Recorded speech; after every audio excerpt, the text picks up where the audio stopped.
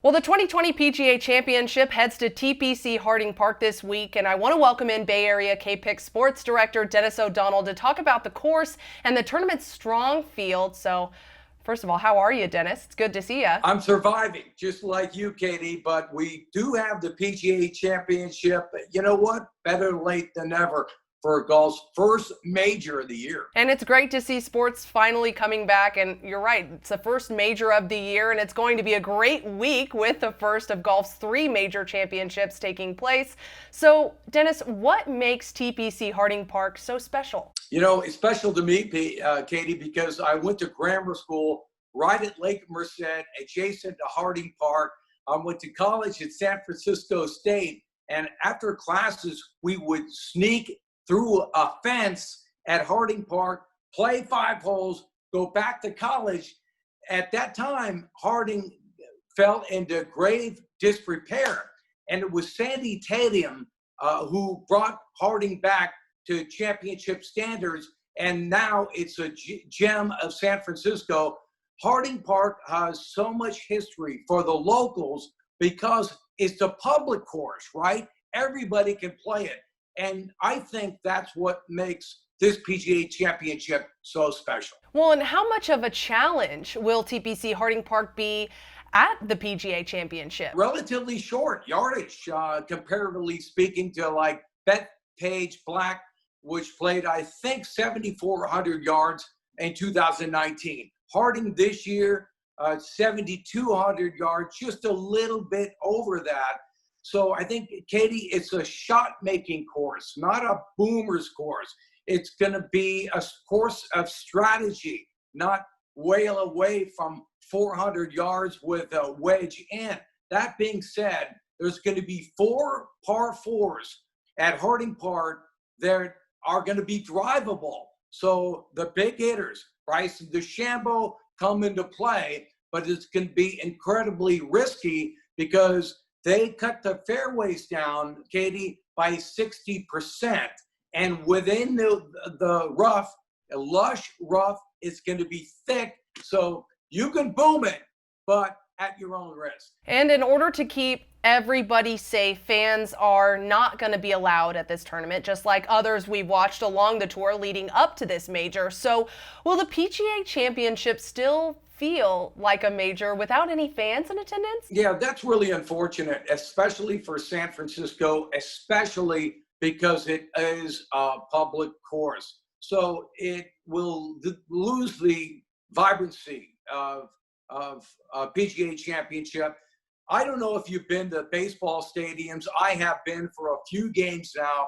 There's no life within the stadium or within the ropes at tournaments, including Harding Park. But when you see it on TV, it's just the same. I don't miss the fans. I'm able to focus on all golf. It's a beautiful golf course. It will show that way on TV. So from an outsider's perspective, it's going to shine. Within Harding Park, it's going to lose that lively nature that it brings. Well, and with another strong field, more than 90 of the top 100 players as of Monday, who do you see challenging on the leaderboard for this one? You know, I'm going to go with Webb Simpson. Webb Simpson is not a long hitter, but he's a great iron hitter. He's a very accurate player. And Katie, you know that Webb Simpson won the U.S. Open at Olympic, which is right across the street here in 2012 under similar conditions. The Open was held in June. This is August.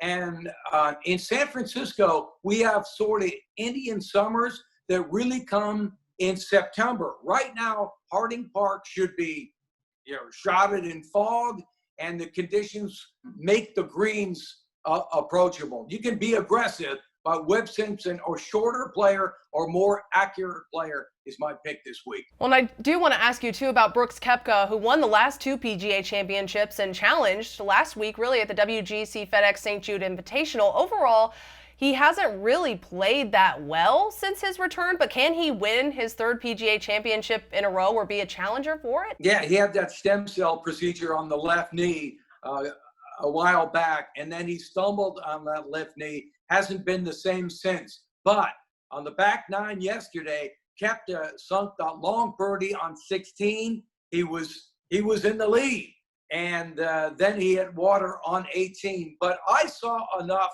from Brooks yesterday to put him in my top 5 at Harding Park. He's there. He just didn't finish. But it was if you're Koepka, you got to be pleased with what happened yesterday. Almost overcome Justin Thomas, but Koepka can win his 3rd straight PGA championship. Well, since we're talking about golf and there's just no way to escape this question, I gotta ask you about Tiger Woods. How do you think that he's going to do this week at TPC Harding Park? Tiger Woods has won here before, as has Rory McIlroy. You remember Tiger Woods won the tournament where John Daly missed a gimme putt to give the tournament to Tiger Woods. So quite frankly, Tiger hasn't played enough to have any chance at contending in this tournament. And Rory, who was also won here, hasn't been playing well either. But I'm glad you asked. Still have to ask. That's the person that so many people want to hear about, regardless of how well he's going to play. You know, Tigers will be the biggest draw. Also, Phil Mickelson, tied for second yesterday at 10 under par. He was a great showing yesterday. I know he's on the other side of 50, but don't count out Lefty, who knows his course as well as anybody. All right, Dennis, thank you so much for spending some time with us today and for all your thoughts on the 2020 PGA Championship at TPC Harding Park. You can catch the 3rd and final rounds this weekend on CBS, Saturday, August 8th from 4 to 10 p.m. Eastern, and Sunday, August 9th from 3 to 9 p.m. Eastern. I'm Katie Johnston for CBS Local Sports.